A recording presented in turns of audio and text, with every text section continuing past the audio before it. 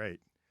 3, 2, 1. I'm Richard Gearhart, founder of Gearhart Law, full-service intellectual property law firm specializing in patents, trademarks, and copyrights. And I'm Elizabeth Gearhart, not an attorney, but I work at Gearhart Law helping with the marketing, and I have my own startups. Are you one of the 2 in 5 Americans wanting to start your own business, or are you already a business owner? Stay tuned. This show is about starting and growing your business. Welcome to Passage to Profit, the road to entrepreneurship, where we learn why and how ordinary people like you started and grew their businesses. And we also talk a little bit about the intellectual property that helps them along. Today, we have Peter Kalkowski and Emma Bowe from Shocken Foods, developers of the world's first plant-based pepperoni. And also joining us today is David Postolski, a partner at Gearhart Law. Thank you, Richard. After Peter and Emma, we're very excited to also have Eugene Wang with Sophie's Bionutrients. He's all the way here. He's here all the way from Amsterdam, which is very cool. Thank you, Eugene. And that's a really interesting protein product, plant-based, that you really want to hear about. And after him, we have Afonso with Harmony Baby Nutrition, which, being a new grandma, I'm very excited to hear what he has to say. And all the way here from Boston, welcome, Del. Thank you for having me. That's great. But before we get to our distinguished guests, we're going to be talking about your exciting new business journey. So 2 in 5 Americans want to start a new business. So should you start a new business? So what motivated other business owners to start their business? Let's turn to our guests to find out what motivated them to start their businesses. So Peter and Emma, what motivated you to start Shocken Foods? Thanks for having us, Richard. We're delighted to be here today. I'm going to let Peter take this one. He does the heavy lifting for the business. Shocken Foods really came out of necessity. Just before the pandemic, we were both running a corporate catering business, which was really, we were running a very successful corporate catering business in London, and we supplied big companies like Facebook, Google, Amazon. But when the pandemic hit, that put an end to our business, and we had to find ourselves. We went soul searching, and we decided to pivot into plant-based food manufacturing. Wow, that's great. So Eugene, welcome to the show. Tell us what motivated you to start Sophie's Bionutrients. Well, Sophie is actually my daughter. So it started out from the love for the family member, you know. She's allergic to shellfish. That's how I started my business number 1, Sophie's Kitchen, making plant-based seafood. And that's how linked to my business number 2, which I'm working right now, Sophie's Bionutrient, making protein from microalgae. So that's how I started. That's great. And also appearing on today's show is Afonso, who is the CEO of Harmony Baby Nutrition. Welcome to the show, Del. What motivated you to start your business? So it's an interesting story because I'm doing baby nutrition for over 20 years already. But back in 2018, I was at MIT and then doing literally an internship in a biotech company. And I met a senior researcher that told me this possibility of using science to make baby formulas that looks like breast milk. And at the same time, I met a researcher from Harvard that told me, listen, we need this. And third, I have my second baby out of the 3 ones we have. And guess what? We got really big problems with baby formulas and kind of breastfeeding. And it was like the whole trigger for this business. How would you solve for that? Great. Elizabeth, what was the motivator for you to start your business? Well, I just love starting businesses. It's the finishing part that's hard, right? As I've always said, I love to talk and I love to help people. And so starting a podcasting-related business was kind of a natural for me. And when I started putting feelers out and seeing what the needs were, I found that there was quite a bit of need out there and that I would have a big potential customer base. So here I go. Kenya? So similar to Elizabeth, I like to create and not work for people. So that's been my biggest motivation for starting my own business. I'm a creative at nature, and I love big ideas, and I like helping people. So that's my motivation. That's great. For me, starting Gearhart Law, it was paying the mortgage. That was the first piece. Secondly, I had worked for big companies for a long time, and I really found that I enjoyed the entrepreneurial environment. I wanted to work with startups. It was a very happy type of law to practice because people would come in and they would be so enthusiastic about their projects. So for me, I just kind of took motivation from my clients and also having to pay the mortgage. So that was great, everybody. Thank you so much. And now it's time for our distinguished guests, Peter Kalkowski and Emma Bowe from Shocken Foods. Kalkowski and Emma Bowe, they are the co-founders of Shocken Foods, and they have invented the first plant-based pepperoni, as well as a lot of other delightful plant-based foods. And they use Michelin techniques that ensure the highest quality, perfect texture, and impeccable taste. So again, welcome to the show. So nice to have you here. What is a plant-based food? Richard, what a fantastic introduction. I want to buy those products already. So, Peter, you work away. There we go Dropping him in again. at the deep end again. I suppose the inspiration behind it was when we were asked by a lot of corporate clients to veganize dishes. And it went as far as some of our clients went totally vegan. So any food ordered for their employees would have been vegan. So what we had to do was we had to make sure that the food we provide is still at the highest quality. And that's how we've been experimenting with loads of recipes to bring out those umami flavors that you get from meat. And shiitake mushrooms came into it, and using a lot of innovative ways of combining flavors. But also Michelin techniques would use brining and specific temperatures at cooking, so you are able to bring out the best in the food. Well, that's excellent. So you two are quite the pair, I must say. You've done a few businesses together, and I'm just curious, how did you start going into business together, and how did you get back into this business together after what you've done before? Well, if it's short, then probably I would have to say it. Yeah, me. This is it. Me being Irish, we spin a yarn. We love a good story, you know. Sit down with a pint of Guinness and we'll talk for hours. So, yeah. Well, I suppose just to give your listeners a bit of context, I'm a chef, a head chef, and very few female head chefs out there. And I suppose we met in an environment where Peter was running a very large international security firm with 300 employees under him. And I had a venue where I needed, I suppose, some of his employees to work for me. And we met that way, and we ended up going into business together because I had the foolish idea of opening my own restaurant. And Well, specifically, Emma asked my employees, do I have a girlfriend? now, come on, don't be dropping me in here. And once we were together, she basically proposed to start a business together. And so that was bagged there, right? Well, you see, I come from a 4-generational family where we're in the hospitality trade, and my great-grandmother started a business before women had the right to vote over 100 years ago. So I was raised by my great-grandmother raised my grandmother, and my father and my grandmother raised me in the business. So I've been cooking from the age of 6. So I've been in a professional kitchen my entire life. I know nothing else. And then I suppose Peter and I opened 13 years ago now. Was it 13 years? Opened the business together. It won loads of awards in its first year. And then, kind of went from there. And we had the catering company there afterwards. And then pivoted into plant-based The short meats. answer is we met at work, and I invested in Emma's restaurant, and it became our first business. Yeah, and huge success in Ireland. And then it went from there. Yeah, and I want to talk about your backstory on this business that you have, right? Because you went to an accelerator. Yes. And you had a very transformational story and experience there. Can you tell us a little bit about that? Oh gosh, which one? It was so many amazing experiences with the accelerator in Paris. Yeah. So I suppose what happened was in the pandemic, Peter was explaining that we had a corporate catering company, and the pandemic hit. Our catering company went under. We had literally nothing left. We're talking $1 in the bank account, nearly made homeless. After having a successful business. So there was no cooking happening. There was no business in general. So we were thinking, oh my God, what's going to happen? What are we going to do? We're going to be out on the street.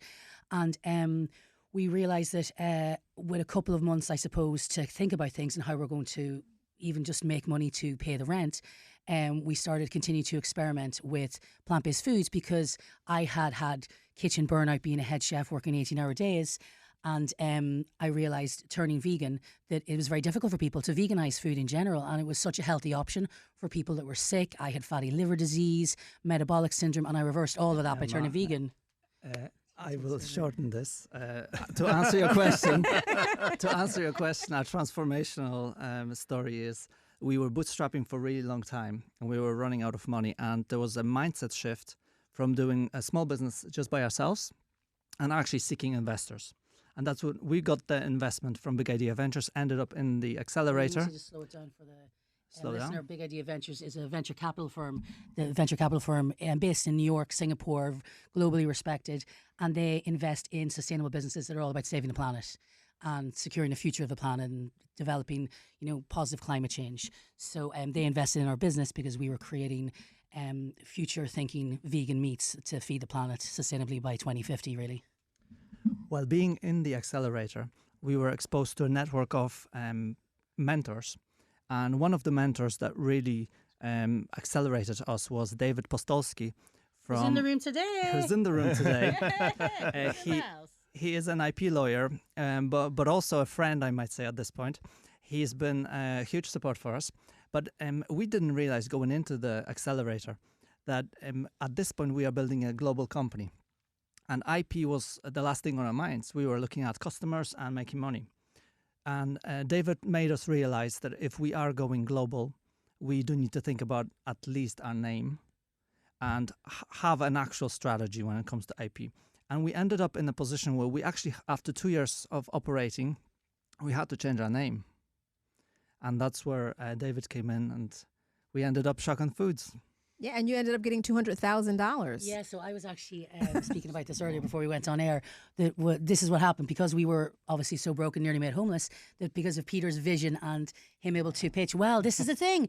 I swear, it's unbelievable what Peter was able to do. There were thousands of companies applying to be part of this accelerator. They were to pick 5 companies. A lot of the other companies were Harvard professors. There were people who helped create Google. We're just simple people cooking food. So I thought there's absolutely no way we're going to get selected. And then we're down to the last 100 companies. And I said to myself, there's no way this is happening, Peter. I said, we've got to try and find normal jobs after this. They're not selecting us. And then we got the call and it said, listen, you're one of our 5 companies that we've picked out of thousands that have applied. You're going to be part of our accelerator. This year, we're only investing 5 companies and you're one of the 5. And I was like, oh my God, they think we're going to change the planet? So that's what's happening. They think we're going to change the planet in a positive way. And they gave us an opportunity to follow our dream and to try and make that happen. And so we're hugely grateful for that. And obviously all of the amazing people like David. Let me break in here for a second. So I've had the pleasure of knowing Peter and Emma when they were Veganly Deli, and they now are Shocken Foods. I remember a few years ago when I met them, I didn't even know they were a couple, but they're actually a couple, and which was shocking to say the least. So different. They're a couple of entrepreneurs. They're a couple of entrepreneurs for sure. But I need to say something. I actually met them in Singapore, where they were actually demoing, and they had their product for tasting. Wow, I was truly blown away. I could not believe it. I mean, I'm a lover of pepperoni and foie gras, and this was just amazing. Oh, that's so nice to hear. So it was truly a special kind of event. Many people didn't have products to taste, but they did. And I think that is a testament to how far they're going to go. So I think for all the viewers, I think for all the people that are listening and viewers, whatever, they need to know, where are you right now? How can they get this product? Well, we're actually, we've just launched in the UK because we had a big TV show yesterday. We were all over the place. It's like Shark Tank for the UK. So that's online now. But basically in the next 6 months, we're going to be here in the States. There's going to be a lovely footfall. Hopefully in so many fabulous little supermarkets, you'll be able to grab it off the shelf and munch on it. I can't wait. So, I love being over here, and I can't wait till we base ourselves over here to launch out of it in the next few months. But it will be later this year, thank goodness. So we are available. Does it really taste like pepperoni? I mean, it's even but it's plant-based. So is it like pepperoni with seeds and grass in it, or I mean, what does it look like? Well, wait, hold on. I want to be protected. Exactly. This is a complete trade secret. So it's a trade secret. It's a trade secret. Okay. So we have a representative in the room. Forget that. But let me ask you: if somebody cannot eat pork products for whatever reason it is, and they love pepperoni, is this a good fit? This is a perfect fit. I've been actually recipe developing in experimental pastry kitchens to the highest levels for people like Heston Blumenthal. So this was my job, to recipe develop and work with experimental products to try and come up with alternatives. And obviously, being a head chef anyway and a foodie that travels the world for great food, I am a vegan now. I was for a few years, but I'm a trained butcher. I eat meat. I'm a flexitarian. So for me, if I'm eating a vegan product, it better taste as good or better than the real thing. I want it to taste that good. And we spent 2 years recipe developing this to get us to the point where it's now won a Great Taste Award, blind tasted by hundreds of judges. We have someone who's completely against plant-based food from the World Cheese Awards, a judge, saying how he thinks our foie gras is insane, was the quote. That's the beauty of a plant-based product, that if you do it well, you can actually cater this to a particular audience.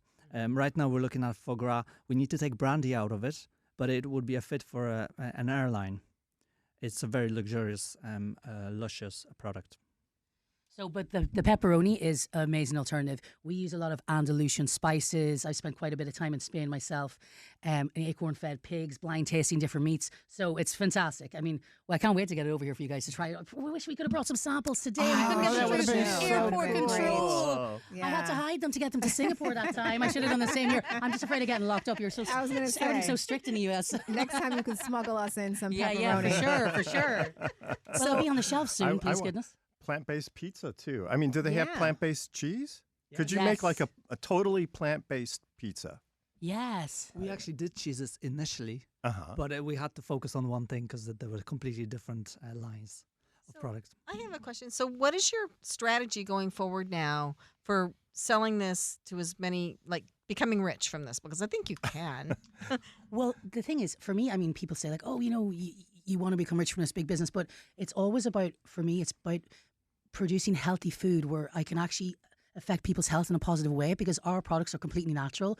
We are so adamant that there's no preservatives in them. It's all whole foods. It's everything you find in your kitchen cupboard. So I go out of my way, even in the manufacturing setting now, where when I'm here, I'm still, as soon as I get back to the UK, I'm back in the manufacturing plant where I'm overseeing everything.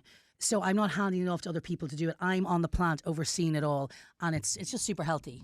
I think this is a really good question because a lot of the time when you build your own business, you have an idea for that business, but along the way there are other people coming in, like investors, and they then tell you that it has to be maybe 5-year plan and you need to sell your company, exit, or maybe become a public company. And at this point, then you have to think about, how do I square the two? The one of your passion and vision, and then the business side of things. Our plan right now is to focus on distribution of the 2 products and go deep into this sector. We have 2 products that fit food service perfectly, and there's a crossover to retail. But it's a product for pizza, a perfect topping Calabrian sausage spread, and it works really well on pasta and all Italian dishes for sauces. And what we want to do is we want to go in the UK. We are now nationwide available, and US is next. We will probably be skipping Europe just for sheer Just speed. because everyone loves pizza over here so much. Oh, that's true. And we've got some amazing pizza toppings, so we want to get it over here. I actually specifically got this pizza watch. It's a micro brand. It's a really small producer company. It's just 3 people, a watch designer from London, and this was a April's Fool's prank. On the 1st of April, they did a pizza watch, and there was outrage because it wasn't a real watch. So next year they launched this, and I queued up for half a day to get this In one. London, yeah. So that's going to be on every convention we go to Studio. when we are selling our pizza toppings. Amazing. Fun. So, in terms of other products, do you think you might do a bacon or anything else in Well, you addition see, to the pepperoni? We're a gourmet brand, but we wanted to, obviously we're doing a charcuterie, so we have like a bresaola, things like high-end charcuterie, like Italian charcuterie. We've got the pizza toppings like they do in the foie gras and the pepperoni, but we won't be doing burgers, we won't be doing chicken nuggets or meatballs. That's not our bag. Well, he says this. We do. She says that. However, Meatball. we have been developing a meatball, and You got to go with demand. What do the people want? pure reason is, and this is the idea, when you start a business, you might think, oh, this is going to go this way. Now we're at the position when we are selling into distributors that provide toppings for pizza. So the next question is, well, would you have a meatball? Because that's a pizza topping. And now we're at the stage where in 6 weeks we will have a meatball. not But just one any step meatball. from that is if you're formulating a meatball, you might as well use the same base and formulate a burger. The only problem is you're competing with well-established companies in this market, so it is a consideration. But a meatball, we will most likely have a client from the get-go, so we will be definitely expanding the range of products. You see, when we first started out, it was all about the gourmet products.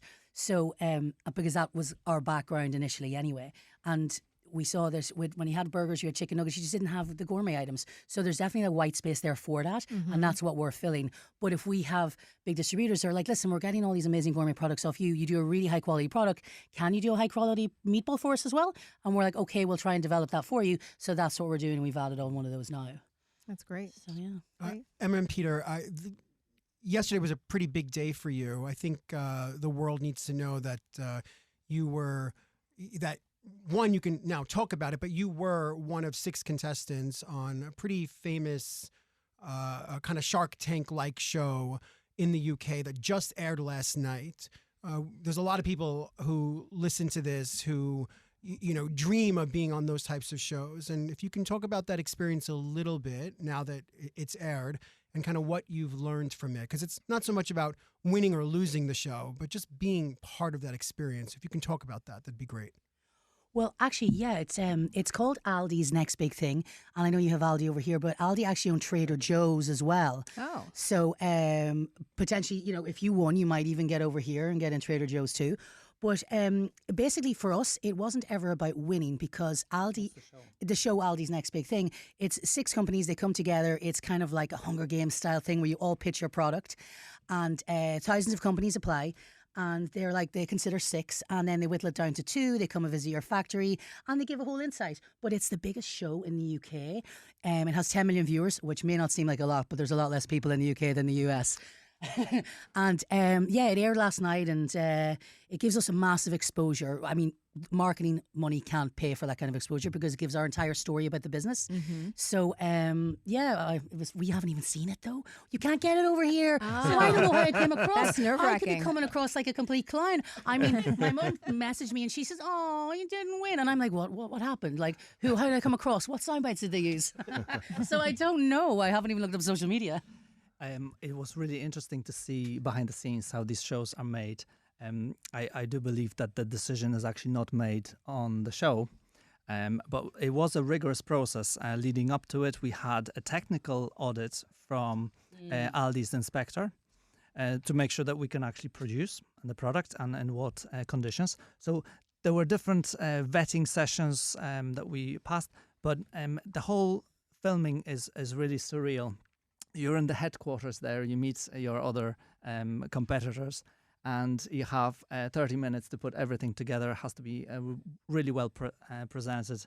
Until the day before, we were still practicing our pitch. Don't even talk about the day before. Literally, right? I swear, this is one of the most defining moments of like our career. And Peter was meant to do the entire intro. I said, listen, what's going to happen is, I said, even though it's all about, me and my Michelin star background, and they're going to talk about all that, you're going to give the woman a pitch, because we only get one try. They told us there isn't a second take. So I said, listen, in case I mess it up or I go on too long, you're more to the point. You'll get everything across. You say it. The night before, we're in the hotel. It's 10 p.m. Peter says, listen, you better do it, because they'll just think I'm holding the woman back.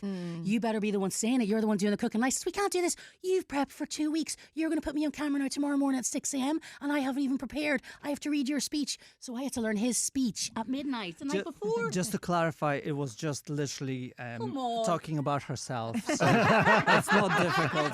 It was not my speech. And on that note, we have to take a commercial break. You're listening to Passage to Profit, and that was Peter Kalkowski and Emma Bowe from Shocken Foods. We'll be back with more of them, and stay tuned. You're going to be hearing from Eugene Wang and Del Afonso and their projects, and you're also going to be hearing secrets of the entrepreneurial mind. So you don't want to miss that. Stay tuned with Richard and Elizabeth Gearhart on Passage to Profit. 3, 2, 1. Well, welcome back, listeners. We have been having quite the rousing discussion, I would say, with Peter Kalkowski and Emma Bowe here on Passage to Profit. And we also have Kenya Gipson here with Richard and Elizabeth Gearhart. And David Postolski, who is an attorney at Gearhart Law, who has been helping the people here today with their intellectual property. We're going to go back to the discussion with Peter and Emma, and we want to dig into something that is of a real concern for entrepreneurs, and that's the mental health aspect. We all face it. So, Peter, could you please start with what you've observed? Absolutely. Generally, you always are expected to project success, and you're judged by your social media and a lot of other aspects, how you carry yourself in business. But it is a long journey, and a lot of the time is extremely stressful. Of course, there are extreme highs, but not many people talk about those lows. And you don't have to perform 120% every day. As long as you are doing, one day you might be doing just 30%, and that's fine too. It's important. I would say the secret of entrepreneurship is, provided, of course, that comes with caveats, that you chose the right niche and your business model is sound. But the secret of entrepreneurship is do not give up, because there will be times when you feel you lost faith in your product, or you don't feel like you can do it anymore, and you don't see a solution on the horizon. And we've been there. We've had no money several times, and we thought business will be gone. And as long as you don't give up, something will change. But taking care of yourself is the most important thing. 8 hours of sleep, I preach that every day. So I love that comment about not giving up. What do you rely on? Where does your brain go when you're in one of those low spots and you're saying, I'm not going to give up? How do you keep going? What do you do? Do you go out for a walk? Do you, take a break, drink martinis? How does it work for you? Generally, I try to keep my morning routine, which is something that grounds me. So I would actually listen to Huberman podcast, which is all about neuroscience, and I am totally following the procedure. When you get up in the morning, you get sunshine, which is really important to get the sunrise in your retina. And we have a lovely park where we live. So I always get at least 10 to 20 minutes morning walk.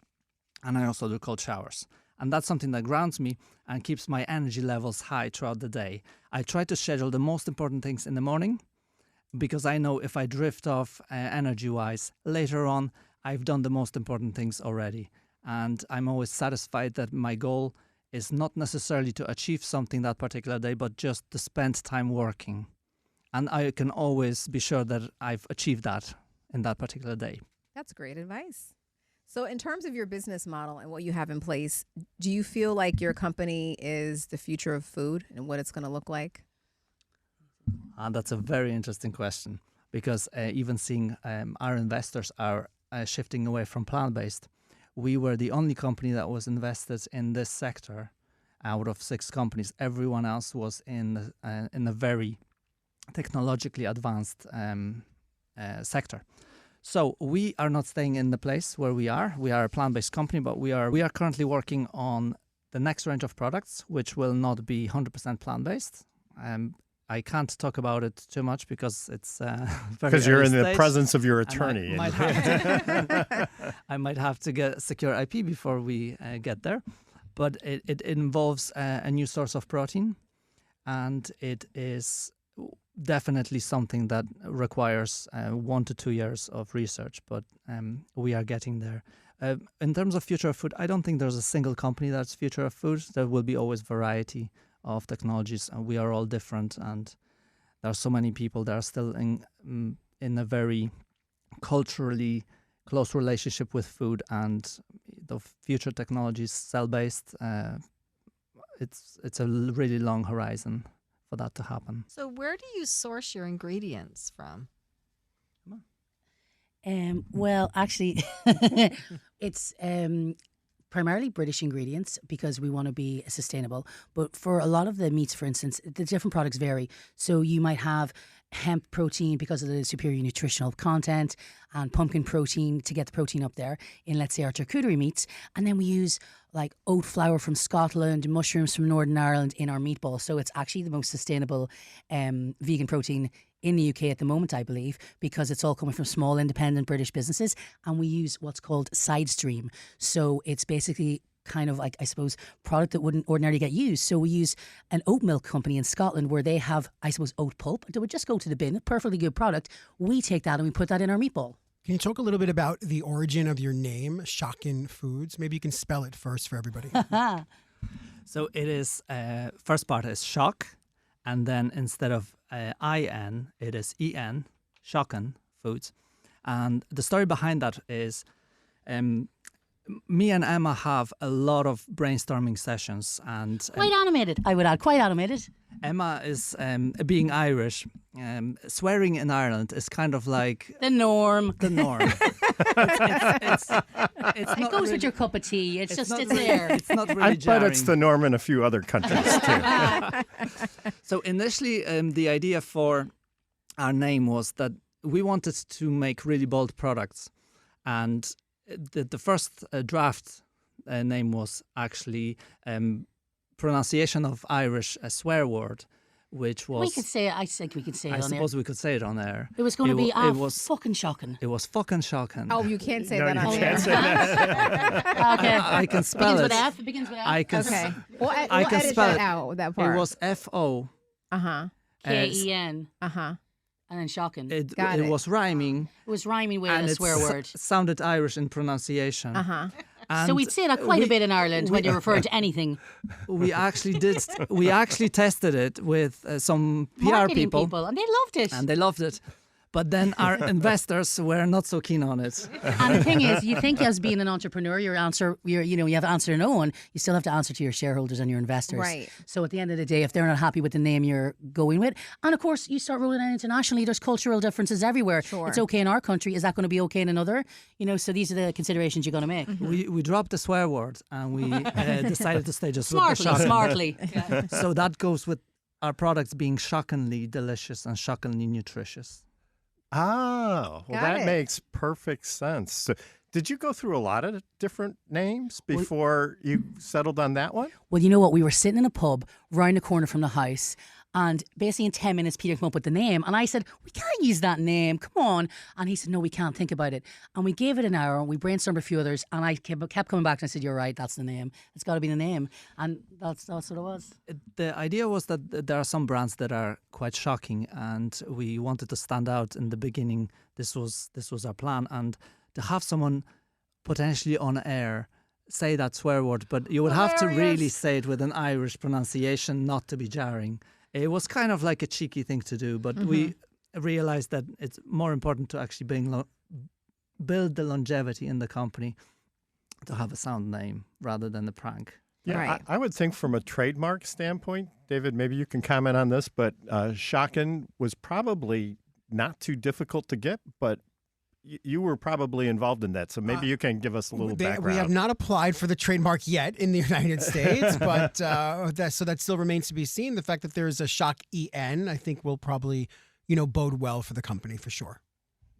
That's great. It is actually a registered trademark, just not in the US. Okay, great. And can I say something in here? If you do want to learn more about trademarks, Right, where do you go? you go to learn more about trademarks.com. Oh, what a great idea. And Gearhart Law has a white paper that you can download. And of course, you could call Richard or David if you had a trademark question. But there's a lot to trademark law, and there's a lot to choosing your name and checking for the trademark. And you have to kind of do them hand in hand. So, Yeah, that's great advice. So how does your process for developing products work? Lots of times people have new software or they have a new consumer product, but when you're trying to develop plant-based foods, that's really on the cutting edge of technology. So how do you figure all that out? I would say this consideration has changed a lot, because in the beginning, we did not know a lot about the science behind developing food. And we were just going with the flavor building formulas from restaurants. So there is this encyclopedia of flavors that you can actually see different pairings, what can work together. And in the beginning, we also thought about food synergy. So, for example, when you think about nutrients being bioavailable, you can combine certain things. For example, adding black pepper or turmeric, and that may enhance bioavailability of an ingredient. Back then, we didn't think about protein content. We just literally thought about taste and texture.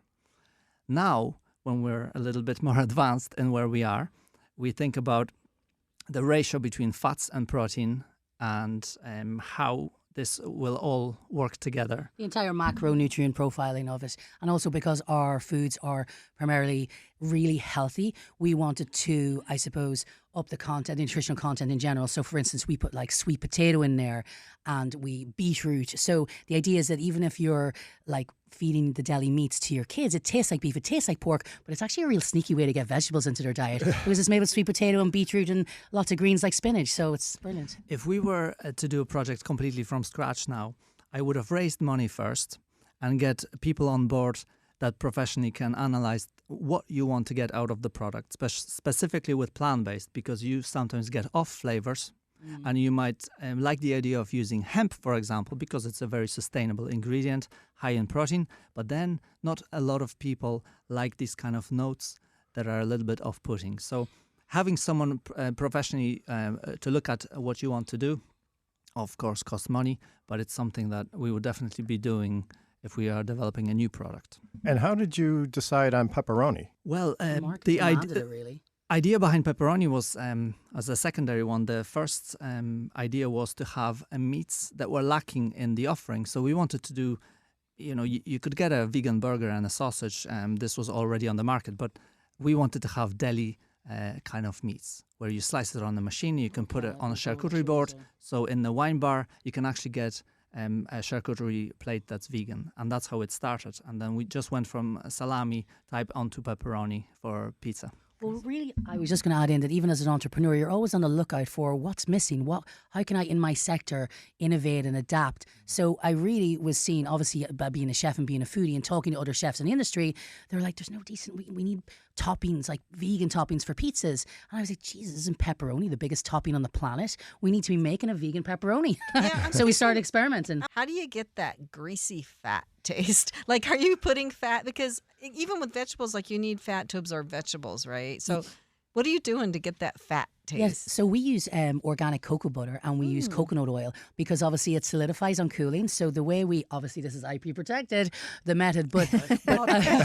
She just looked over at David when she said that. Protect everything, don't say anything. But essentially the kind of fats we're using, it's not like, we do use olive oil in some of our products and extra virgin all the way, and our salts are Himalayan and sea salt. But when it comes to the fats for the pepperoni, it is cocoa butter because it solidifies on cooling, and coconut oil as well. So there is a science behind it, but obviously when we start doing hybrid products, we'll be using natural plant fats in collaboration with another company who actually makes those. So to get it to really live levels where you can't tell the difference between real pepperoni or plant pepperoni. So we're developing that at the minute. It's Am I actually allowed to say that? Maybe we shouldn't say that. It's actually easy to put fat into food, but the problem is how it behaves. Well, the thing is, the fats we're using are actually really, really good for your body. So the cocoa butters and the coconut oils, they're completely alkalining. So it's a completely different process internally than if you're having real pepperoni. You're actually doing yourself good. So it's almost like I say, you want to blitz belly fat? Eat our pepperoni. The challenge we had was what do you do with the fat to make sure that it stays on the slice? Because obviously fat tends to melt and the animal type of fat stays congealed. So that was the challenge, and every company has this problem when you're developing a plant-based meat. We had to look at the texture that will actually hold it together. That's great. So this has been an amazing segment. I've learned so much, and I've really enjoyed talking with you and hearing about your... But we need to take a commercial break, and we'll be back with more Passage to Profit right after this. And stay tuned for Secrets of the Entrepreneurial Mind coming up. So Peter and Emma, how can people find you? Well, you can go to our website, Shocken with an E-N, not I-N-G at the end, shockenfoods.com. And we're on Instagram as well, where you can see all of the behind-the-scenes factory tours from our little facility in the UK. We're on LinkedIn. So it's Shocken_foods on Instagram. And what are we on LinkedIn, Peter? You're managing that. More serious of Shocken Foods, of course. Shocken Foods. All right, Excellent. great. So before we take our commercial break, it's time for IP in the News, as my charming co-host Elizabeth reminded me. And what is going on in IP in the News today? Well, it's a great new patent for a product for getaway cars. Just kidding. What's that? Is it like a James Bond thing with like a missile or something? No, it's cars where you can customize the color after the car is already done. Oh, so you must be talking about Toyota's new patented technology. Right. So it comes out of the factory one color, and then you can treat it to get it to change color depending on the heat and the light and a bunch of different factors. And BMW has a same concept that they showed. And so it's really kind of interesting. Well, it's not surprising because according to the article, and this was written by Stephen Williams and for Autoblog, he points out that color is one of the most important things that people think about when they're buying when they're buying a car, right?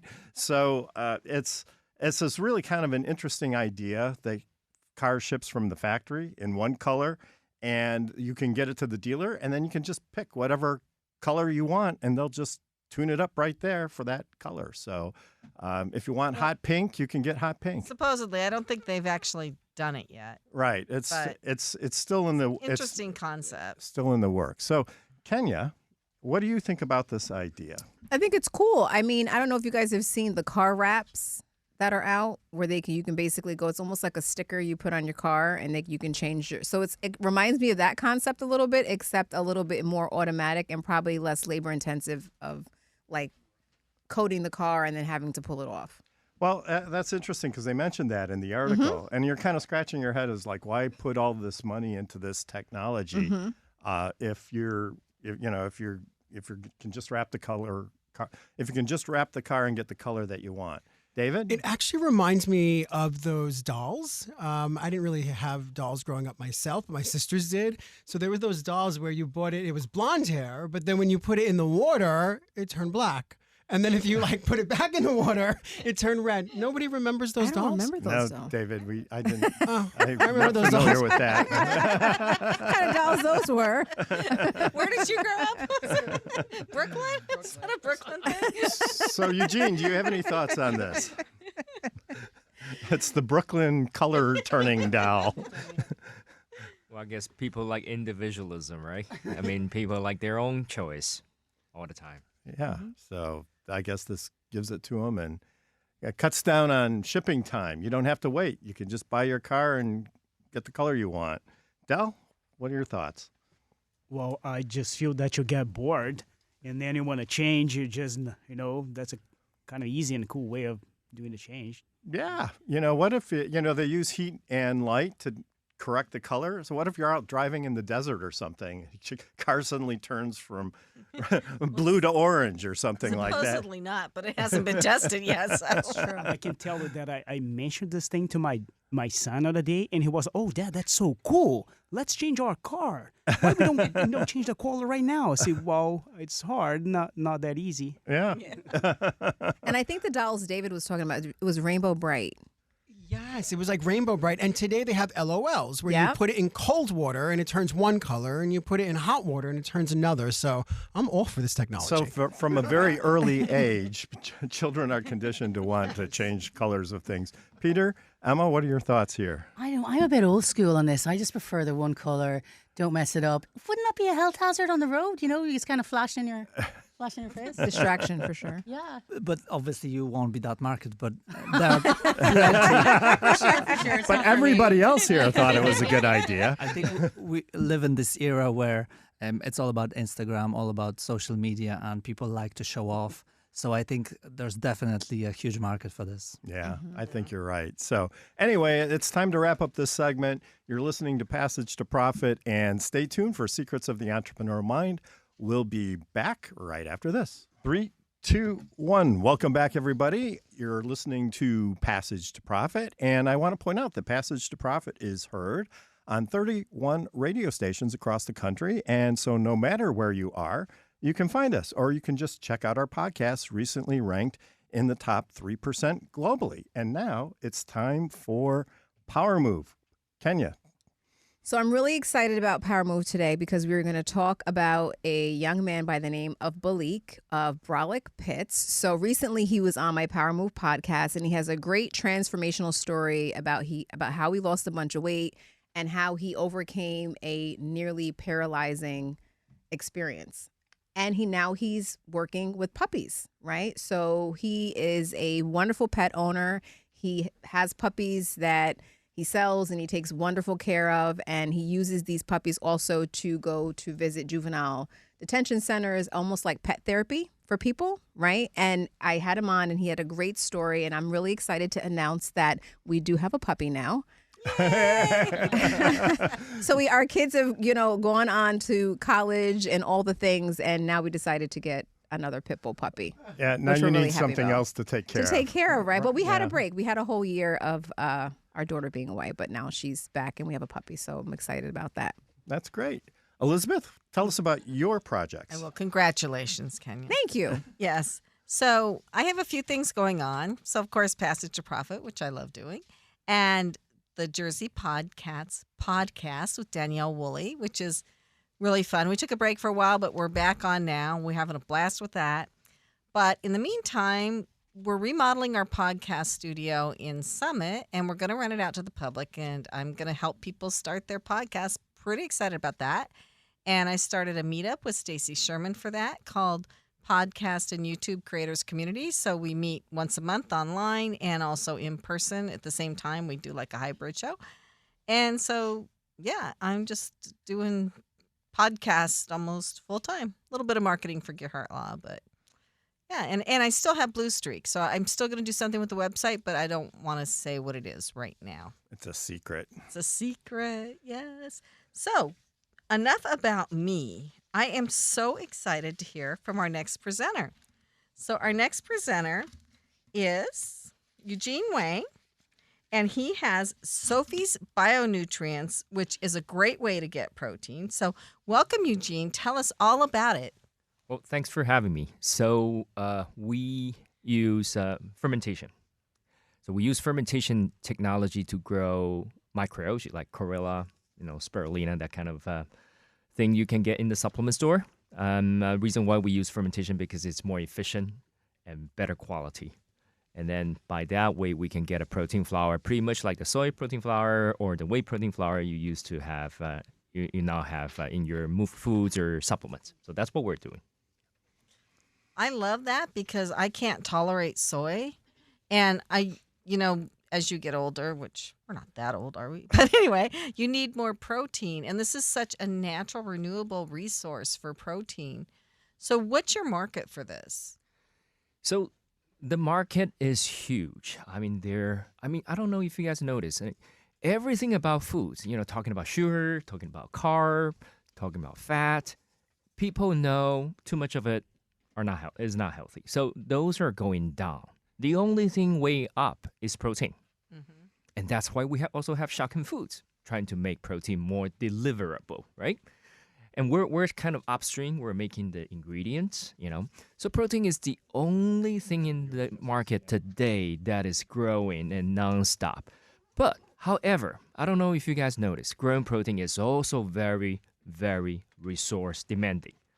On top of that, you got a lot of proteins that are really coming with a lot of allergens. Soy, whey, they're all big allergens. Like my daughter Sophie, suffering from these allergens. So that's why we think we can provide a better solution to the world.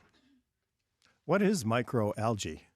Well, it's a tiny single cell. Small algae, right? Yeah, you got to look into this what we call microscopic to see it. You can't really see it clearly with your eye. You can see a little bit, when they have a lot, but you can't really tell the body. You have to look into the instrument to see them. And so that's why it's called microorganism.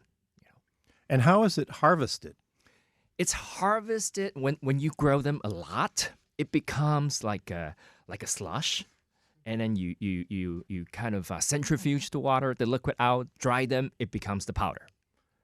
Do you put anything? I mean, I accidentally tasted algae once. It was horrible. I mean, do you do anything to make it taste better? So here's what we do. The reason why the algae you tasted is awful is because that it was grown in the outdoor open pond. It was grown what we call scientifically autotrophically, meaning that it does photosynthesis. When they do photosynthesis, they create a lot of chlorophyll, the green stuff. That green looks healthy, but trust me, that green also tastes awfully grassy. The bad taste coming mostly from that color. And that color is so hard to remove. Think about it. You want to eat a burger that's dark green. No, possibly once in a algae lifetime. colored burgers Right? for Exactly. me. So that's why it never gets popular in the past. Now, growing them in the dark fermentation tank, there's no light, so they don't do photosynthesis. They don't make the green, and that color, that taste, all of a sudden becomes so pleasant. It's easily to market it. It almost looks like the cow milk protein or the soy protein. People naturally can accept it.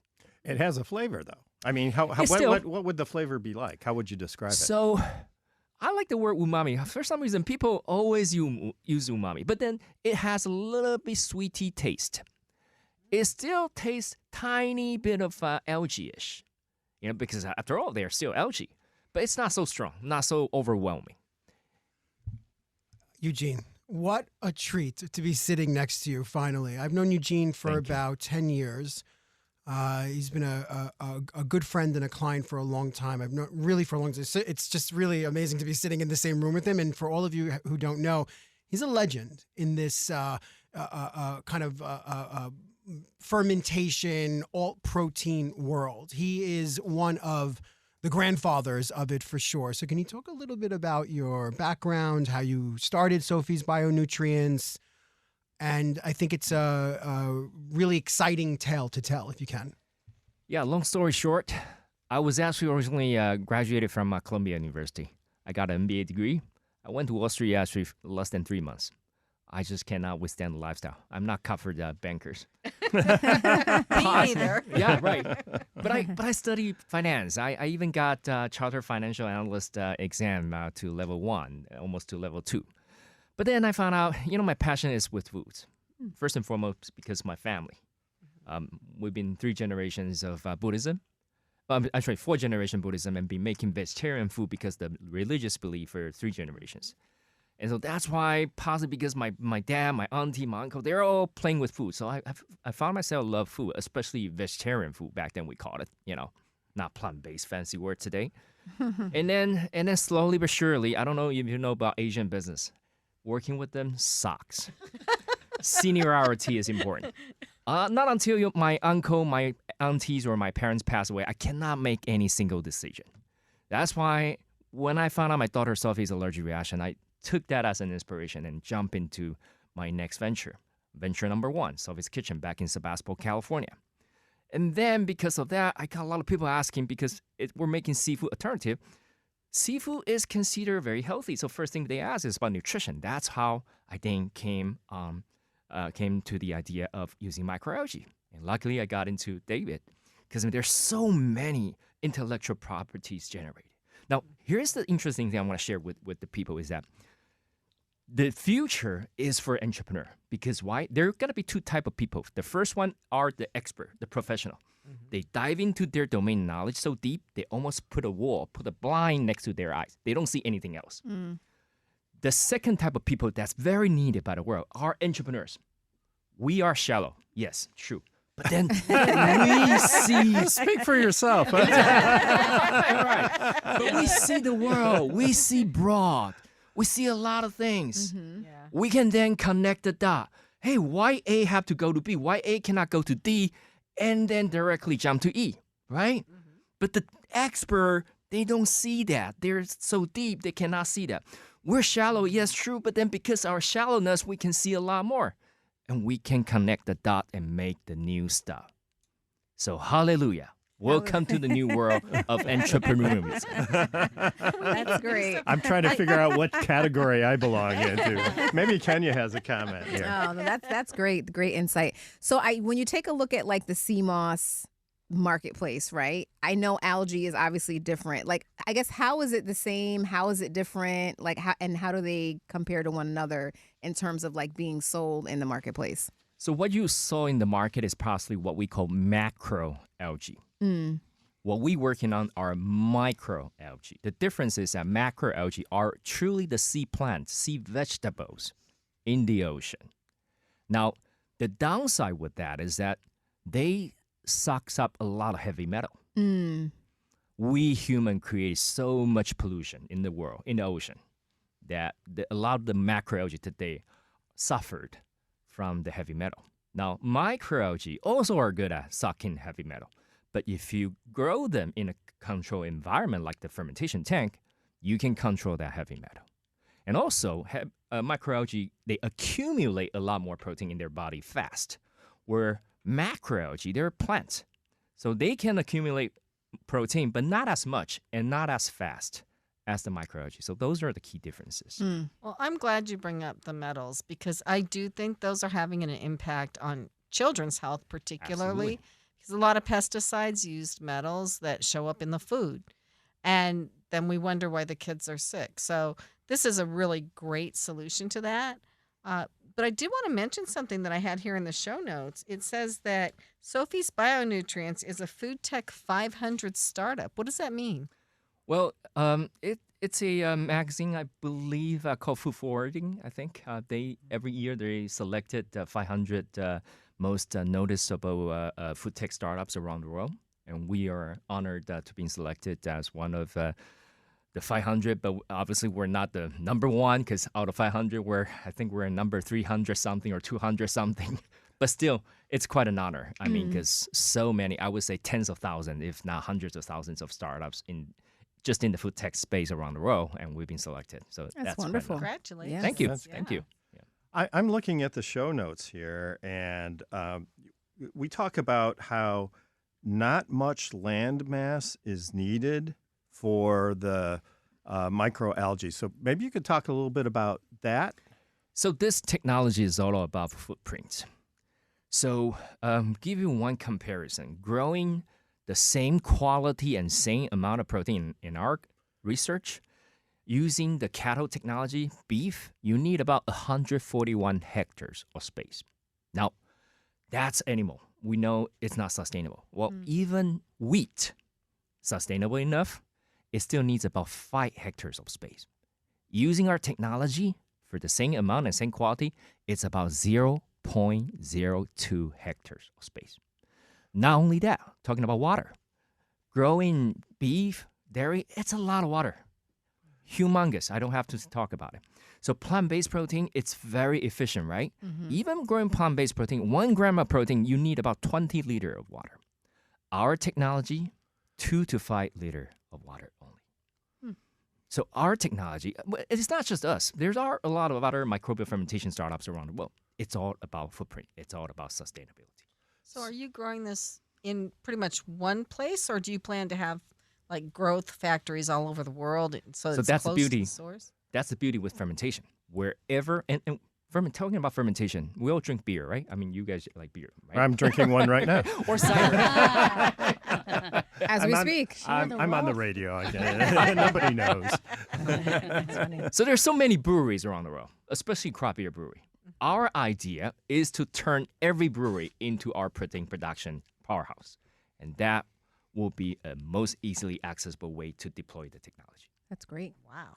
So do you envision people having their own microalgae fermenters in their kitchen?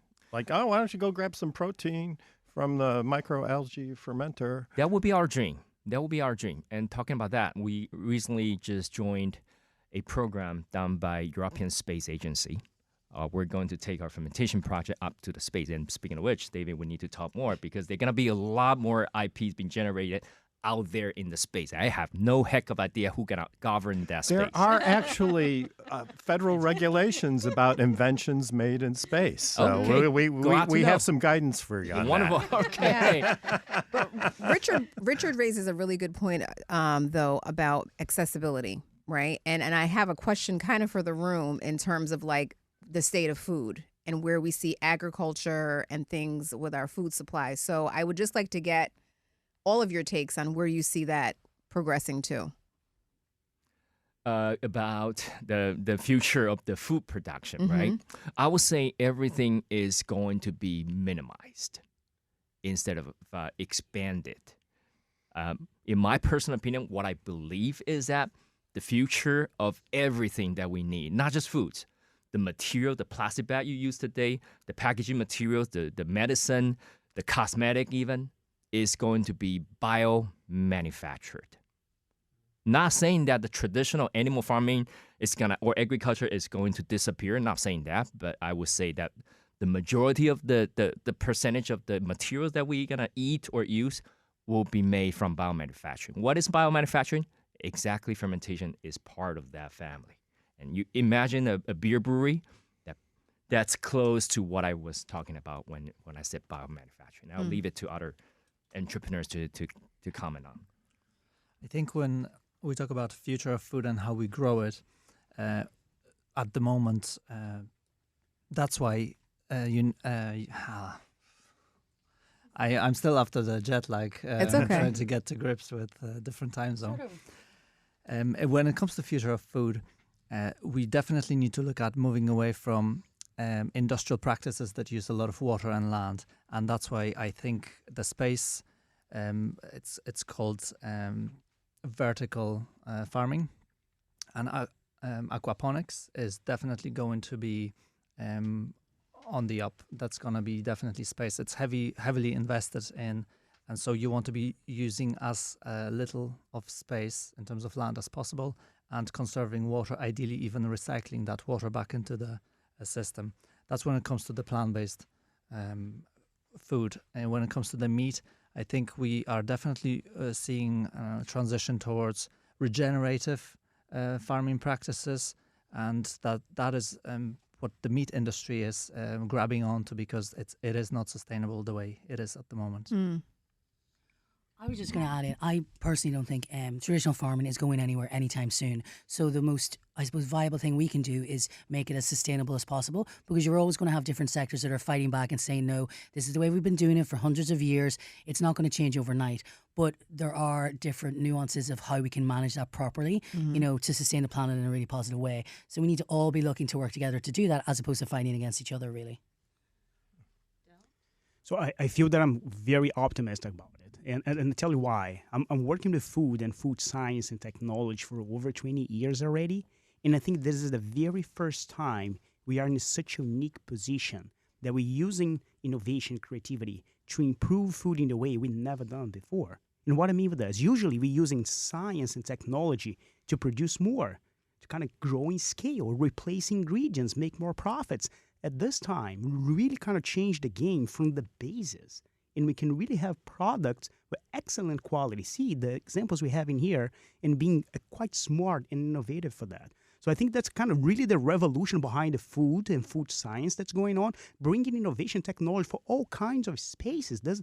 You don't care about it, but I think it's going to be normal, right, in the short term. And there is researchers now saying this, like by 2035, like almost 20% of the food we have and the proteins we have will be coming from those alternative pathways, because we can really produce excellent products now, and not really thinking about producing more, but really thinking about the quality, how this impact yourself, the planet, and this kind of thing. So I feel very positive and optimistic about it. Excellent. Yeah, I had one more question for Eugene. So Eugene, I feel like, so my doctor in chemistry was analytical, but environmental chemistry too. So I feel like this is going to have a huge impact on greenhouse gases and climate change and everything we're putting into the atmosphere. Can you talk about that a little? Yes. So the current way of whatever we're doing, it's just producing more greenhouse gas, period. Well, cows emit a lot from both ends, exactly, right? Exactly. And one interesting information for you guys, by eating more algae, cows fart less. Actually, not just cow, myself as well. Well, we're glad to hear that, Eugene, since we're all in the studio. Yes, starting from ourselves. That's interesting. So we cover everything on the Right, show. exactly. We actually do. So it should have a positive impact not only Right. on people's bodies too, because it's easier to digest Exactly. in a lot of ways, Right. as well as on the environment. Right. And I believe the future of manufacturing, especially the biomanufacturing I was talking about, not only it will be carbon neutral, it will possibly be carbon negative. We can, because I mean, I would say 99% or even 100% of the fermentation, the most important input of the process is actually carbon. And where's the biggest carbon sources today? Air. Now, the carbon sequestration technology today is too expensive, but I believe someday it will become very affordable. When that happens, we can just capture the carbon directly from the air and put it into the growing process to grow all the material and foods we need. That not only, like I said, not just carbon neutral, it will be carbon negative. That's wonderful. And I am getting the twirly finger from Richard, which means that we do need to ask you how people find you. So yes, Google Sophie's Bionutrient, Bio, B-I-O, and then nutrients. Oh, speaking of which, Bionutrient is actually a term coined by NASA, not by us. Okay. It means creating nutrition or foods in spacecraft. And if you can do that, you can do it on Earth very efficiently. Now, Google that. We are on LinkedIn. We're not on other social media platforms, just LinkedIn and our website. Thank you. Excellent. Thank you. So now we are on to Del Afonso with Harmony Baby Nutrition. I am very excited to hear about this too. I am loving this show today. I think I'm going to be plant-based before I know it. I'm hungry. Yeah, I want some vegetables. Get them out some broccoli. But I'm really, since I had mentioned before, I am a new grandma. I'm really interested in this baby food. So please enlighten us. Right. First of all, thank you for having me in here. It's a big pleasure to be here. And talking about, infant nutrition, what's quite a thing for me for over 20 years. But I really want to try this and avoid the, science-y piece of that. Because I think the baby nutrition is actually a major thing. And especially in these countries is kind of like a taboo, right? To talk about baby formulas. And you see parents actually go to the supermarkets and think they try to hide their cans. Because if you're kind of using the baby formula, kind of signals that you're not a good parent somehow. What was shocking to me when I got in this country and realizing this major pressure that you have and how bad is actually a baby formula product, especially being in a space for so long. Yeah. Right. You're supposed to breastfeed if you can. And if you can't for some reason, then maybe it's okay to use the formula. But I understand what you're saying. But let me bring you to a different perspective on that, all right? First, we are not replacing breastfeeding. Hard stop. That's it. But what we're doing, we can really go way better than the kind of standard of care. That's the way we call it. Like this baby forms we have right now, using innovation, using science. The science is ready for that. So just for you to know this, right? We're producing formulas, baby formulas in the same way for about 115 years. It's pretty much exactly the same product.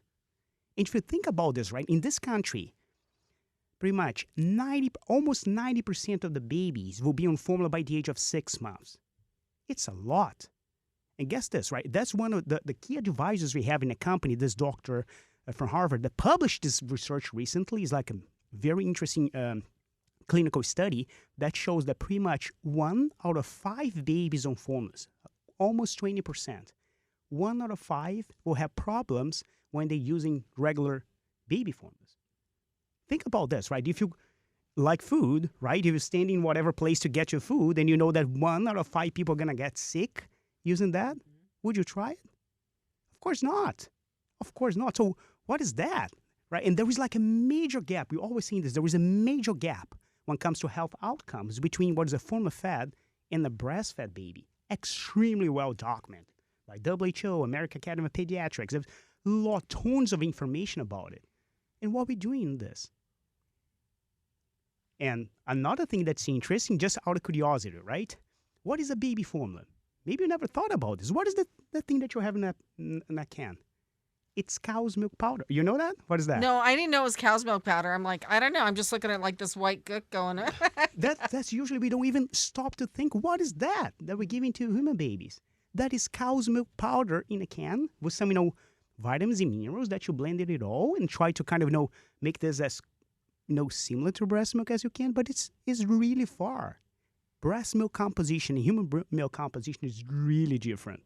The way we explain this, right, is quite a way. So how do you make simulated human breast milk? I mean, how can you describe that? So, right, what we literally doing, we're using biotechnology to bioengineer breast milk components, and then we make formulas that really looks like breast milk. That's what we're doing so far. Because think about this. Breast milk is such a complex thing, right? It got like thousands of ingredients in it. It varies over time, depending on mom's age and diet. It's such a complex matrix. And we're always asking this question, how we can actually replicate breast milk as a whole and mimic that and provide to, those little babies that just for whatever reason have no access to human milk. And the question we realized after almost 20 years of studying this space that we don't need to replicate breast milk as a whole. We did not. And the metaphor we use for that is like, picture about this, right? If you want to fly, you don't need to build a bird to fly. You got to understand the mechanisms the bird uses to fly and emulate that and build something we call like an airplane. This is exactly the same systems we use internally. So we have such a kind of strong team of researchers that figure this mechanism of action breast milk uses to protect the baby when the baby is born. Breast milk really plays a role there. And how it can actually play with those we call bioactive components to emulate that and really help the baby on this early stage and shrink this gap between what's a form of fed and a breastfed baby.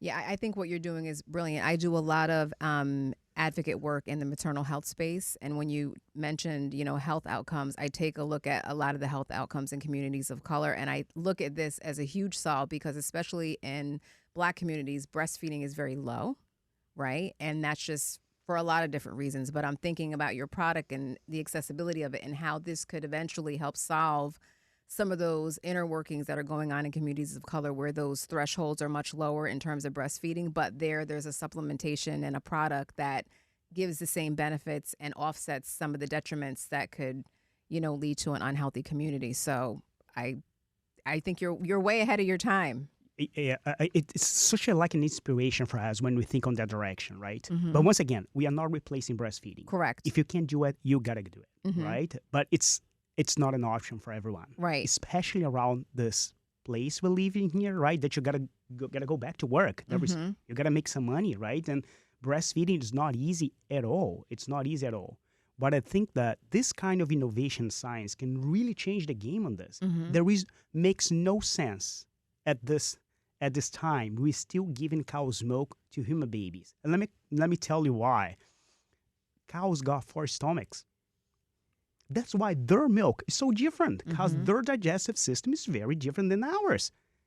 Their cow's milk composition is very different than human milk composition. So why are we still giving cow's milk to human baby? And we'll tell you, the science is there for that. Can I ask you a question, Del? So I had heard once that after a woman has a baby and she is producing milk, depending on how old the baby is, her milk composition changes. Is that true? Oh, yeah. That's an interesting thing. Thank you for asking that. All right. A little bit on the technical piece. I hope that's not too annoying. But a baby formula, watch this, is a complete source of nutrition for a baby between 0 to 12. So it means that's a super complex food. It does have every single thing in it. But how can we have the same food, the same product as a sole source of nutrition for a baby with few days and a baby with 12 months? It's a completely different baby. I got 3 babies, I can tell you. It's a completely different You don't mix them up, right? So how can we have the Right. same product for this baby from 0 to 12 months? It makes no sense. The only reason it happens, because when we formulate it, we're using cow's milk powder, which is a standard ingredient. So we need to overdose everything to make sure that happens. Because what you're saying is that breast milk changed from colostrum, transition, mature milk, because the baby is growing. The need is different. So the protein composition, the fat composition changes a lot. And that's another thing that's quite interesting with this science, because you can actually customize products by the age of the baby. Now I'm crossing the IP, so I'm going to stop in here. Okay, David. But it's really a thing. It's really a thing. But is breast milk from different mothers interchangeable? Is it best if a baby receives breast milk from its own mother as opposed to if it were available, say? We used to call them a wet nurse. Or a wet nurse. Exactly. So it's better if the baby receives breast milk from mom, even better. But if it's not available, if you have like a wet nurse, you do it. Yes. But it's a long story, right? Back then we don't used to have anything. If you don't have a wet nurse, the baby is going to be really in a bad situation. So if you think about the formulas SS, well, that was really a thing that you have a product list that you can really have the baby can thrive and everything. The challenge we have now is really at this moment, why we still doing this? It makes no sense. And that's why I feel that, science-based companies or maybe food tech companies come to play a kind of crucial role, because we really have the incentives and motivations to change this game in a different way. And that's sort of like one of the drivers we have so far. Del, first of all, thank you so much for coming down from Boston and for being here. You also have gone through the Big Idea Accelerator, and I'm curious, how has that journey been for you? Where are you now? Because I've been in the food science space for a while, and there's no one like Harmony as far as I'm concerned, even through the Big Idea Ventures Accelerator. What you're doing is pretty unique. So how has the accelerator process helped you, and where are you now? So in our case, actually, we were invested by Andrew and Big Idea, but we have not participated on their accelerator program. So they are like investors for the company, but we use like the network. We kind of, they help us in whatever thing we need on that. But I think what they liked on Harmony, because they saw that we are that serious about it. We really, and that I'll tell you, that's such a hard space. Baby nutrition is no joke. I tell every single one, because you're dealing with someone else's pressure, right? It's like their babies. So the level of scrutiny, the level, safety data we generate is a long-term investment. Is not something that you can really just do right here. Say, listen, try this. We say, listen, we don't try things on babies. We really play this on the safe side. Yeah, let's experiment on some babies today, right? I think every baby is an experiment. You don't know what you're doing when you bring that thing up. Perspective you have, right? So, do you have a product on the market yet? Where are you in the commercialization process? No, we still like over the whole science and innovation and regulatory. It's a journey, and baby nutrition usually goes through clinical trials.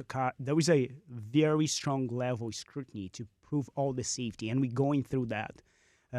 Yes, we like the science thing. We have some sort of let me put it this way, right? Some nerd mindset, right? We are a bit nerds on these things, but I think that it's really not about the science. It's really not about the data or maybe the regulatory. I think it's really about these babies and parents and families that kind of struggling with this. It's a serious issue, a bit of taboo, but it's a real one. So going to take a couple of years to get to market. So how difficult is it to make artificial breast milk? I'll tell you that we have the tools now. And to be very blunt, right? The science we're using here is not really new, right? It's the same thing we're using to produce insulin. Insulin to treat diabetes. It's the same kind of science. So it's about 35, 40 years ago we have the same kind of innovation technology. You can name it like fermentation, precision fermentation, whatever, but it's pretty much the same thing. So it's pretty mature and pretty safe, by the way. I think I learned a new word today on the show, fermentation, by the way. Anyway, I'm sorry. So you had a personal reason for doing this as well, right? I do. I think I do have more than one, to be honest with you. But I think one of the things that really triggered that was, this time I was, having fun time at MIT as a student. I met this kind of very senior researchers to tell me, the science is mature. The science is there. We can turn this from pharmaceuticals to food. I got the researchers telling me there was a massive need for this on the clinical side. But also I got a little one, right, that was born in the Boston area in the winter time. The wife was not producing any breast milk. Postpartum depression, all kinds of issues. And then the baby got on formulas and got all the bad things, reactions and everything. So it was really like a thing that make me feel like, this is the time. This is really the time that we got to change this in a different way. I was not thinking about that, honestly. I was thinking about a career change, but I felt that this is really a good time and a momentum to build on top of. Yeah, you That's experienced it firsthand. So when do you think you'll be able to launch the product? Are you just going through the regulatory process now, Yeah, or is there still more to It's do? usually a couple of years, right? Because, you got all the prep work, all the preclinicals and clinicals, but usually a couple of years. Infant nutrition is always a long journey. It's always a long journey. Okay, Richard's giving me the twirly hand this time. So I guess we have to wrap up this segment. How do people find you? So it's easy. It could be on Harmony's website. That's harmonybabynutrition.com. You can find us at the LinkedIn, like Del, D-E-L, that's my name, Del Afonso, and all kind of, social media, platforms. We should be there. Excellent. Well, thank you so much. Listeners, you are listening to the Passage to Profit Show, The Road to Entrepreneurship with Richard and Elizabeth Gearhart, our media maven, Kenya Gipson, our guest attorney here today from Gearhart Law, David Postolski, and we will be right back. Welcome back, listeners. You are listening to the Passage to Profit Show with Richard and Elizabeth Gearhart, our media maven, Kenya Gipson, and our guest attorney, David Postolski from Gearhart Law. And now it is time for Secrets of the Entrepreneurial Mind. So we are each going to tell you a secret that we use in our entrepreneurial endeavors, and we hope you get some benefit from it. So yes, let's start with Eugene Wang. Eugene, what is your secret? Well, my secret is that, I guess I sort of in the journey, I accidentally see some higher being.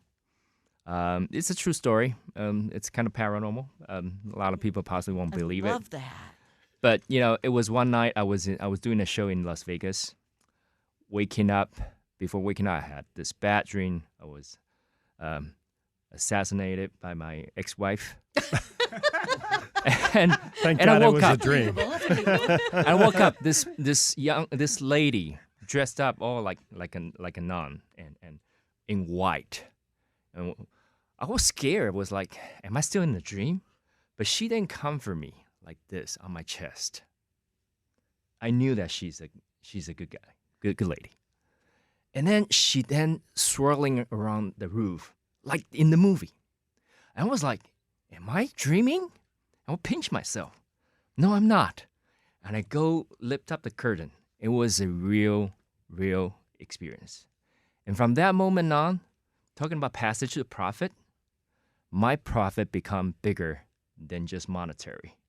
My profit becomes bigger than just the love for my family and for all the human beings on this planet. My profit becomes a greater mission for this business and for my life. And I think I want to share that with all the entrepreneurs is that try not to lock up by what you can see and what you only have.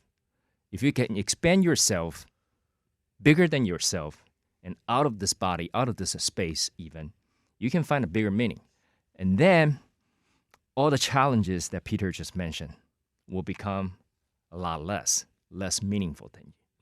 You then have a bigger thing that you're looking at, and all of a sudden, you're rescued, you're resurrected. Yeah, That's a beautiful secret. Wow. That's We all great. need to get to that space. Definitely. I think we all need to go to Vegas. That sounded like room service really invaded personal space. I was going to say, at least the ex-wife. So, Peter, what is your entrepreneurial secret? So we have been talking about mental health and looking after yourself, and I would go as far to say that it is really not about hustle culture. The secret is longevity, and any business is always a race. So you need to be able to see it through. It's easy to start a business. To see it through, you can't give up. And not to give up, you need to be able to look after yourself throughout all this journey and enjoy it as well. There are some bad things, there are plenty of amazing things, but as long as you don't give up, you should get there and enjoy it. That's excellent. Emma? Yeah, so for the entrepreneurial secret, I suppose I'm going to share with you guys what my motto in life is. So my motto for life is, and Peter will definitely attest to this too, is you don't ask, you don't get. So the way it is for me is that kind of motto has secured like a lot of business for me. So it's important to realize nothing's personal, and it's very freeing once you realize that. So you remove the fear of rejection once you stop taking things personally. So I used to be a real yes person, never asking for what I wanted, but I'm now like a firm believer in asking for what I want. If the answer is no, I've lost nothing, but if the answer is yes, I've gained everything. So you don't ask, you don't get. And I swear to the Lord above, that has, for the past 20 years in business, I've had 3 really successful businesses, just won Equity-Backed Entrepreneur of the Year at the Great British Entrepreneur Awards, giving me an audience with the British Prime Minister. And the other 4 nominees were amazing men. I just can't believe I even won. So that motto has set the test of time for me, those couple of little words. Love that. Excellent. That's great. Okay, Del. You know, it got me think about this, right? What I can say, you know, over this 20 years being an entrepreneur and all the books I read said, what is the key thing? And I can only answer this in the personal side. I will tell you that I do have a little secret. And I was thinking about this carefully. And that's really true. I do have a wonderful wife. Think about this. Mm-hmm. She's, you know, being married with an entrepreneur, it's it's crazy. It's like so many ups and downs. Sometimes you get back home, you kind of energized, but many days you get back home, you're kind of like down. And I do really figure this over 15 years we together that I do have an amazing supporter. So that makes me feel, put me in a different way. I that's really true. The second one is really something close to Eugene was saying, that we do have a cause and motivation that's way bigger than us. It's really true. There is no reasons for doing infant nutrition the way we're doing so far. We really work in the way we want to work to leave a legacy. We need to change this game, and we're feeling this, right, so strongly, right? We really picture a future that a mom or a dad will be proud of getting a public space, getting the purse, and taking out of a can of a baby formula like Harmony, and be proud of that, not being ashamed of that at all. So if we really work with this kind of ideal in our mind, so I think that I believe that's my 2 secrets, right? A wonderful supporter and partner, that's my wife, and like a vision and a dream that's way bigger than us. Excellent. That's okay. You can have more than one secret. Yes. David? The other day, I gave a presentation to a bunch of food entrepreneurs, and I was telling them this story where my nephew had just said to me, I was just in Florida seeing my nephew. He's 18 years old, and he goes, "Uncle Duvy," that's what he calls me. "Who's your most famous client?" Like, really? Is that what you're measuring my level of success for? So that's not really what it's about. What it really was about for me, and I was trying to explain to him, was finding something, because I'm an entrepreneur as well. I'm an entrepreneurial lawyer as well. Finding something that was completely passion, soul-satisfying work. Nothing to do with how great my clients are going to be, how famous they're going to be, how much money I'm going to make. It needs to be so, it has to fill my passion so much that it's not work. It's not work. It's just, and we've actually bounced around this idea today earlier. I say my life is my work is my life. And I say that because that is what is completely soul satisfying for me. That's the secret, I think, to be an entrepreneur. Do something where it's not work. It's just your nature and who you are. And for all of these entrepreneurs here, all of the secrets that you give, all satisfy that. To be passionate and soul satisfied that what you're doing just matters to you, and it doesn't matter what that bottom line is. Karmically, everything will come to you, right? Everything will come to you as long as you're satisfying your passion and your soul. Excellent. Couldn't have said it better. Kenya. I would have to say the secret is service.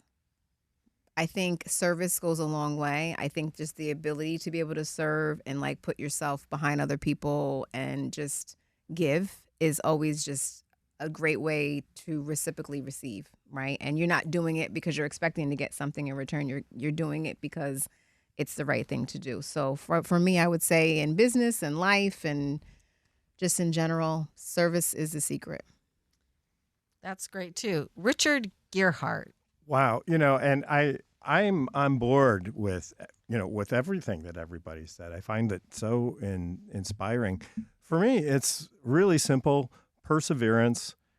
Just stay with it. Similar to what Peter said, you just got to grind it out sometimes, even when things really don't break your way. That's really when the rubber hits the road, and that's when your true growth and learning occurs. And if you can learn to handle setbacks and continue forward, you've grown as a person, which for me is a really important and exciting part about being an entrepreneur, is the person that I have become and that person that I'm becoming.